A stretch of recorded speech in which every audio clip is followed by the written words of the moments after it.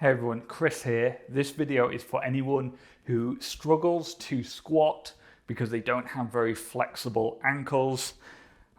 So if you find your ankles are really stiff and your heels are raising off the ground when you squat and you're just struggling with getting your legs and making your squat look good, hopefully this video will help. Something that I've really struggled with, a lifetime of running and programming computers, has given me pretty inflexible ankles. It really slows me down in the pool. And even though I was coaching other people with regular ankle mobility to squat, I never actually really liked my squat because it didn't feel right and I was struggling to keep my heels on the ground. And so I've really been working on that, and I wanted to share with you some of the things that have really helped me.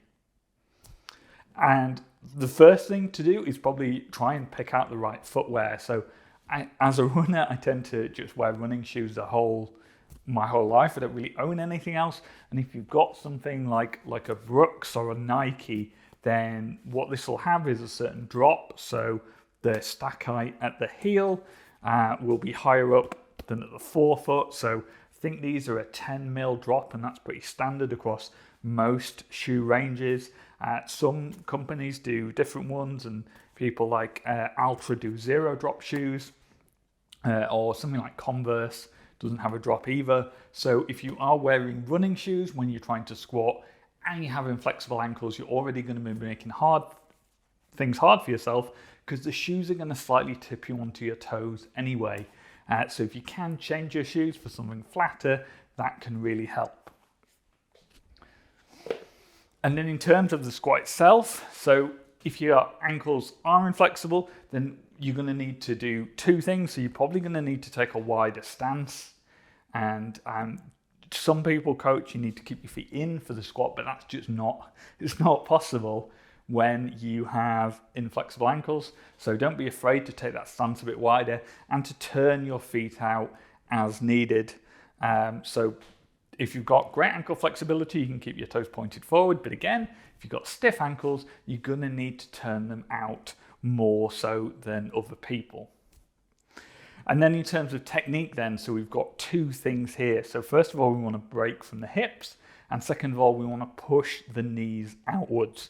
So in terms of breaking from the hips, that means that the first thing we're going to do is send our hips backwards, and that'll send the weight into the heels. So if we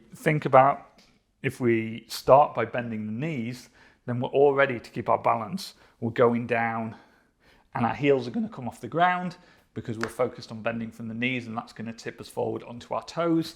Whereas if we take a nice wide stance, toes out, and then we break from the hips, then we're going to be sitting down. We're going to focus on the hips going back, and therefore we're going to keep that weight in the heels. Now, the weight actually wants to be distributed through the whole foot, but we tend to say keep the weight in the heels because we don't want to be tipping forward onto our toes. So breaking from the hips will help us keep that weight in the heels as we go down. And then the second thing we want to do is send the knees outwards. So again, if we're doing our squat but we send the knees forwards, then again we're going to tip ourselves onto our toes and our heels are going to come off the floor. Whereas we focus on sending the knees outwards, then we're going to keep that weight in the heels and keep all of our weight distributed across the foot, keep ourselves on our heels. So to recap all of that, make sure you've got the right shoes on when you do it. Take a nice wide stance. Don't be afraid to point the toes out. If that's what your body needs, then that's what your body needs. And when you're doing the squat, make sure you practice breaking from the hips first and sending the knees outwards. So again, breaking from the hips first, and then the knee bend comes second, and sending those knees out to the side rather than in front of you. And hopefully that should really help you with your squat if you haven't got super flexible ankles. If you found this useful, then please give this video a thumbs up. And if you're into running, triathlon, endurance sport, any of that, then hit that subscribe button, because that's what my channel is all about, and I would love to see you in another video.